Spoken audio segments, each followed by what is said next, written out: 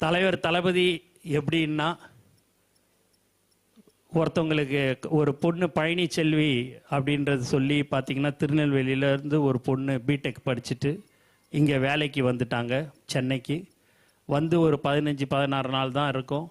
அவங்க காலையில் 6 மணிக்கு ஷிஃப்ட்டுக்கு ஐடி கம்பெனியில் ஒர்க் பண்ணுறதுக்கு ஷிஃப்ட்டுக்கு போகும்போது நடு ரோட்லேயே கிராஸ் பண்ணும்போது ஒரு கார் இடிச்சிட்டு நிற்காமல் போயிடுச்சு. அந்த பொண்ணை இட்டுன்னு போயிட்டு ஹாஸ்பிட்டலில் அட்மிட் பண்ணிட்டாங்க. அட்மிட் பண்ண உடனேயே ஒரு 2-3 நாள் கழித்து தலைவர் தளபதிக்கு தெரிய வந்தது, அந்த பொண்ணு இதுமாரி ஆக்சிடெண்ட் ஆகி அந்த ஹாஸ்பிட்டலில் அட்மிட் ஆகிருக்குதுன்னு. என்னை கூப்பிட்டு உடனே போய் அந்த ஹாஸ்பிட்டலில் போய் பாரு, அது என்ன அவங்களுக்கு எப்படி இருக்குதுன்னு சுச்சுவேஷன் போய் பாருன்னாரு. போய் பார்த்ததுக்கு அந்த பொண்ணுக்கு போய் பார்க்கும்போது டாக்டர் சொன்னாங்க, அந்த பொண்ணு கோமா ஸ்டேஜுக்கு போயிடுச்சு சார். ஒரு 3 நாள் ஆகுது அந்த பொண்ணு இங்கே அட்மிட் பண்ணி. யாருன்னு எங்களுக்கு அவங்க அப்பா அம்மா வந்திருக்கிறாங்க, அவங்களுக்கு பெரிய வசதி இல்லை சார், அதனால் கோமா ஸ்டேஜுக்கு போயிடுச்சு அப்படின்னாங்க. எப்படி மேடம் டாக்டர் சரி பண்ண முடியுமா அப்படின்னு கேட்கும்போது, சார் அது 5 நாள்லேயும் சரியாகலாம், 5 வருஷமும் ஆகலாம், 10 வருஷமும் ஆகலாம், அவங்கள நீங்கள் டிஸ்சார்ஜ் பண்ணி இட்டுன்னு போயிட சொல்லுங்கள் அப்படின்னாங்க. பணம் கட்டணும் அப்படின்னாங்க. சரி தலைவர் தான் கட்ட போகிறாருன்னு எவ்வளோன்னு பணம் சொன்னாங்க. அதை எடுத்துன்னு போயிட்டு பணத்தை கட்டிட்டோம். கட்டினோடனே டிஸ்சார்ஜ் பண்ணிட்டாங்க. பண்ணிட்டோடனே ஆம்புலன்ஸில் அந்த பொண்ணை இட்டுக்குன்னு போயிட்டாங்க. டக்குன்னு அந்த ஆம்புலன்ஸுன்னு ஹாஸ்பிட்டல் விட்டு வெளியில் போன உடனே திருப்பி அவங்க அப்பா மட்டும் என்கிட்ட வந்தார். வந்துட்டு இதை மாதிரி கோச்சிக்காமல் நான் ஒன்று கேட்கலாமான்னாரு. என்னான்னு? ஒன்றும் இல்லை, என் வீடு குடிசை வீடு திருநெல்வேலியில், என் பொண்ணை இட்டுன்னு போய் அங்கே வச்சுக்க முடியாதுங்க. ஒரு 10 நாள் 15 நாள் ஒரு சின்ன ஹாஸ்பிட்டலில் எங்கேயாவது போய் வச்சுக்கணும். அவங்கள அட்மிட் அங்கே பண்ணிட்டீங்கன்னா நான் வாடகை இடம் பார்த்துட்டு அதுக்கப்புறமா என் பொண்ணை இட்டுக்கிறேன்னாங்க. ஏங்க நீங்கள் இதை முதலே சொல்லக்கூடாதா அப்படின்னு கேட்டேன். கேட்டதுக்கு அவங்க அப்பா சொன்னார், நான் உங்ககிட்ட ஹெல்ப்பு கேட்கல, நீங்கள் ஏதோ சோஷியல் மீடியாவில் ஏதோ பார்த்துட்டு செய்கிறீங்க, அதனால் உங்களுக்கு தொந்தரவு கொடுக்கக்கூடாது, தலைவருக்கு தொந்தரவு கொடுக்கக்கூடாதுன்னு சொல்லிட்டு தாங்க நாங்கள் அப்படி இது பண்ணோம் அப்படின்னாரு.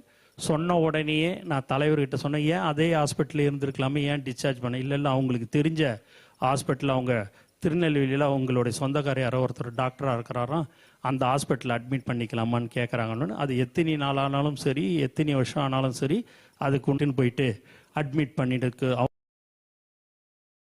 அவங்க சௌரியத்துக்கு நீ சொல்லிடுன்னாரு. சொன்ன உடனே அந்த பொண்ணை அந்த ஹாஸ்பிட்டலில் போயிட்டு அட்மிட் பண்ணி 15வது நாள் அந்த பொண்ணு நன்றாக கண்முழித்து இன்று நன்றாக இருக்கிறது என்பதை தெரிவித்துக் கொள்கிறேன்.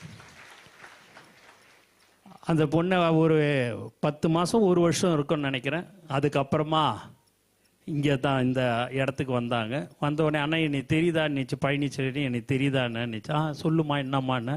அண்ணா எனக்கு கல்யாணம் அண்ணே அப்படின்னுச்சு. ரொம்ப சந்தோஷமா அப்படின்னா, அண்ணன் தலைவர்கிட்ட ஆசீர்வாதம். இல்லைம்மா அவர் ஷூட்டிங்கில் இருக்கிறாரு, வந்த பிறகு நான் சொல்கிறேன், நீ பத்திரிக்கை கொடுத்துட்டு போகணும், உங்களுக்கு இந்த அண்ணன் பத்திரிக்கைன்னுச்சு. தலைவரை பார்த்துட்டு கொடுத்துட்டு போகணும். இல்லைம்மா வர்றதுக்கு 1 வாரம் 10 நாள் ஆகும் அப்படின்னு சொன்னேன். ஆனால் இன்னைக்கு நான் இருக்கிறேன், உயிரோட மறுஜென்மம் எடுத்துருக்கிறேன்னா அது தலைவர் தளபதியால் தான். அவரை பார்க்காம நான் ஆசீர்வாதம் வாங்காமல் நான் போக மாட்டேன்னு நினச்சி நான் உடனே சொன்னேன், நீ வந்திருக்குது திருநெல்வேலியிலேருந்து, அடுத்த வாரம் உனக்கு புதன்கிழமையோ வியாழக்கிழமையோ கல்யாணம், அது அடுத்த வாரம் உனக்கு கல்யாணம், இங்கேருந்து போகிறதுக்கு 1 நாள் 1.5 நாள் ஆகிடும்மா, நான் சொல்கிறது கேளு நீ போ அப்படின்னு. ஆனால் இல்லைண்ணே, என் மாமனார் மாமியார்லாம் ரொம்ப தங்கமானவர், என் கணவரும் தங்கமானவர், நான் ஃபோன் பண்ணி சொன்ன உடனே எப்போ நீ தலைவர் தளபதியை பார்த்துட்டு வரையோ அது வரைக்கும் நாங்கள் காத்துன்னு இருக்கிறோன்னு சொல்லிட்டாங்கன்னு நினச்சி. நான் எவ்வளோ சொல்லி பார்த்தேன், போகல. மதியானமும் சொன்னேன், போகல. சாயங்காலமும் சொல்லி பார்த்தேன், போகல. அது இங்கே ஒரு ரூம் எடுத்து அப்பாவும் பொண்ணும் தங்கிட்டாங்க. நான் தலைவர்கிட்ட சொன்னேன், சொல்லி எப்படியாவது அனுப்பிச்சிருந்தேன்னாரு. எவ்வளோ சொல்லியும் அது கேட்கல சார் அப்படின்னு சொல்லி அந்த ரூம்லேயும் போய் அவங்ககிட்ட சொல்லி பார்த்தேன், அப்பயும் போகல அப்படின்னு சொன்ன உடனே அவரே இரவோடாக ஆந்திராவில் இருந்தார். அவரே தனியாக காரை ஓட்டின்னு அந்த பொண்ணை ஆசீர்வதித்து பரிசு பொருட்களை கொடுத்து அனுப்பி வைத்தவர் தான் தலைவர் தளபதி என்பதை இந்த நேரத்தில் நான் தெரிவிச்சுக்கிறேன்.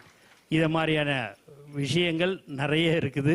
இருந்தாலும் ஏன் இதை சொல்கிறேன் என்று சொன்னால், அதை மாதிரியான ஒரு நல்ல மனிதர் தான் இன்று மாண்புமிகு முதலமைச்சராக தமிழ்நாட்டு மக்கள் அவரை தேர்ந்தெடுத்திருக்கிறார்கள் என்பதை இந்த நேரத்தில் சந்தோஷத்துடன் தெரிவித்துக் கொண்டு, எனக்கு வாய்ப்பு கொடுத்த அனைத்து நல்ல உள்ளங்களுக்கும் நன்றி கூறி விடைபெறுகிறேன். நன்றி, வணக்கம்.